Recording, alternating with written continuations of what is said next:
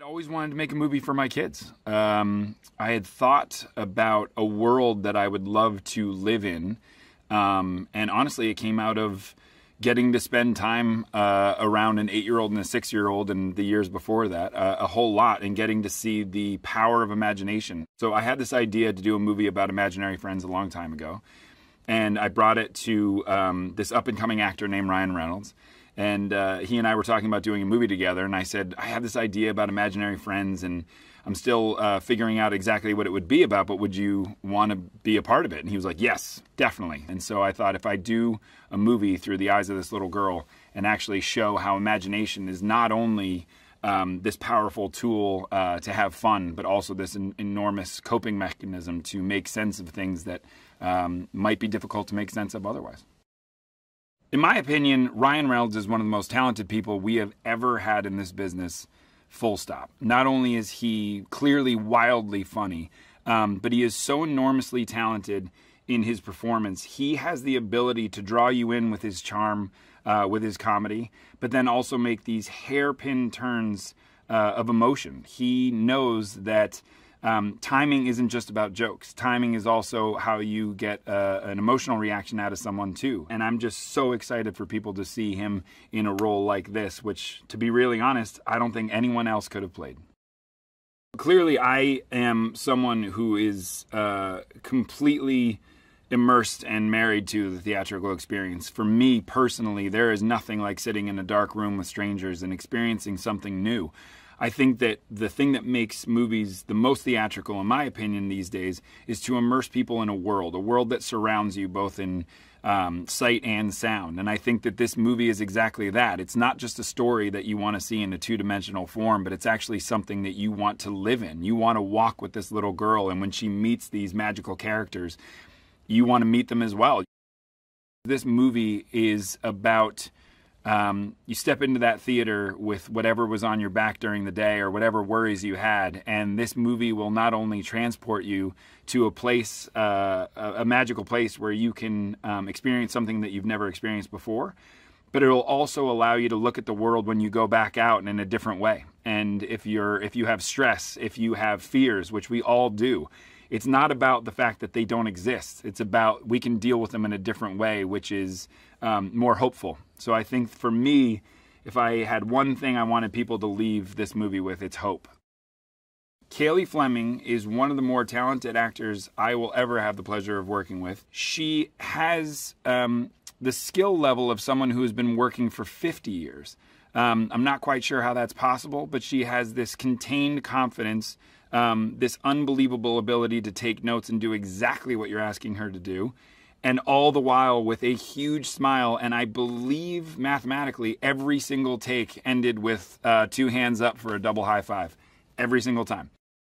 You would think that a movie about imaginary friends would be strongly tipped towards the cast that is playing imaginary friends, and you might be right if it weren't for the insanely talented people like Fiona Shaw, who plays Bee's grandmother in the most amazing performance. I love her so much. I'm desperate to be around her constantly. Whether I have to move to London or she has to move to New York is still up in the air.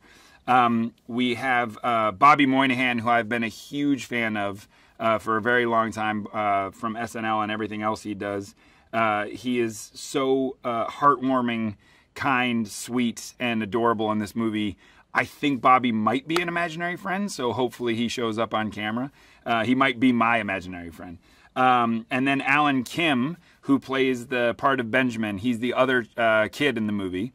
And he is a kid that I think is a product of too many screens, not enough time alone to investigate your own imagination, but things are presented to you.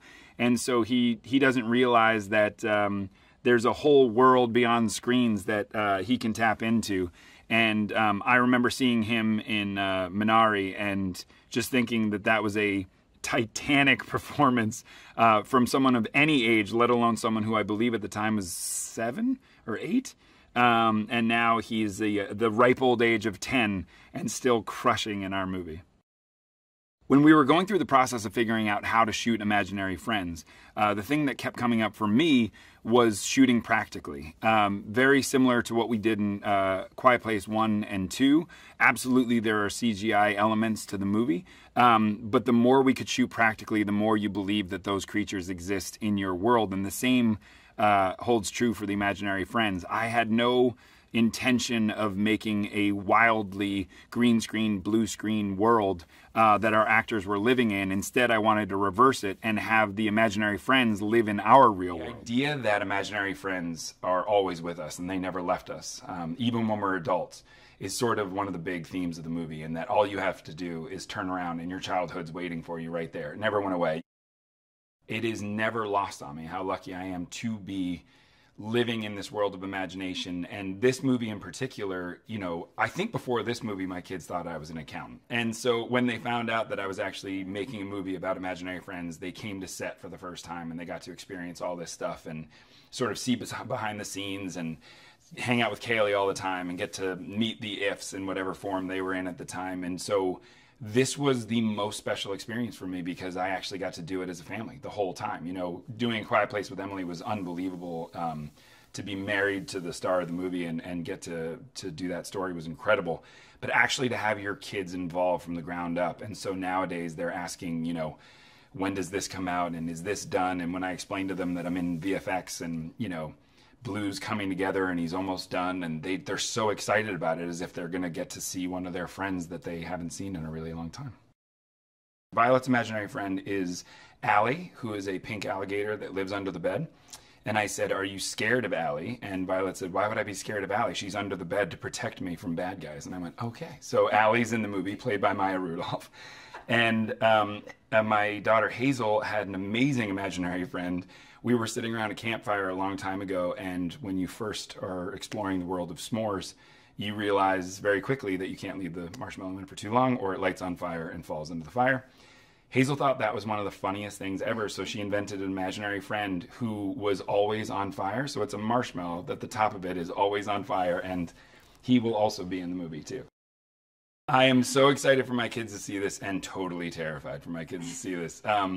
They're going to be the most honest critics of my entire life. This is a huge, wild, fun movie, and it all comes from a place of total and pure love. It's not just fun and funny and adventurous and magical. It's also very heartfelt, because I think that when you're dealing with the things that are most important to kids, it is heartfelt.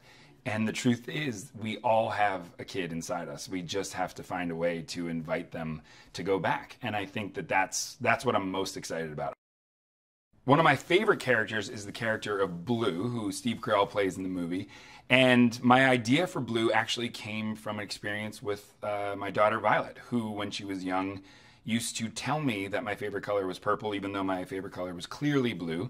And after 2 years, I buckled. And now purple is my favorite color. So when I was creating the character of Blue, I thought, wouldn't it be fun to put that joke in the movie where this is a clearly purple character whose name is Blue, all because his kid was colorblind. And so you have the whole purple and blue joke all in one character.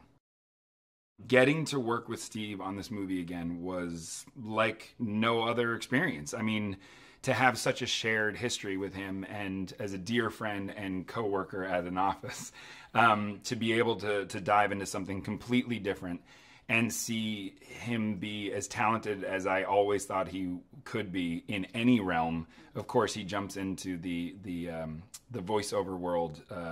He seems to be having some luck with that. I mean, I don't think anybody brings that level of energy, that level of comedy, and that level of warmth all in one go. You know what I mean? He really is, when you see the character of Blue, bing, show Blue here. When you see the character of Blue, it is innately the sweetest, funniest, most adorable character you've ever seen. Who can you get to be the sweetest, most adorable person? You go get Steve Carell. That's what you do. Fiona Shaw does one of the most beautiful performances I've ever seen. We were all weeping on set because when I first met Fiona about this movie, I said, and then there's this whole ballet piece, and I wrote this thing, and I can't wait. Fiona Shaw is one of my favorite people I've ever met in my life. talk about a magical person. I'm not even sure she's a real person. She might be an if herself. But I remember talking to her about it and saying there's going to be this amazing ballet piece. And we'll get you, you know, a dance coach or whatever. And she said, oh, I did ballet till I was 16. And I said, what? And she right then and there just started to dance in front of me and do all these moves that she hadn't done for however many years. And I was blown away. And then I said, well, why did you stop? And she said, oh, just too old, too awkward, and too tall. And so that is the line that she will say in the movie, which is, I was too tall, too old, and too awkward. Who wants to see an older person dance? And that's exactly what happens before she dances. And so it was all just so serendipitous and beautiful. And the moment she said that, I was like, that's what the movie's about. So it was great. For me, shooting practically is the most important part of any movie, whether it's all practical or there are visual effects elements, because your job is to bring people into the movie as honestly and in a real way as you can. And then introducing some magical elements, even in A Quiet Place. My job was to shoot 0 green screen and make sure that we shot the movie as if it was the real world. And then my job was to drop in these creatures in the background whenever they were necessary.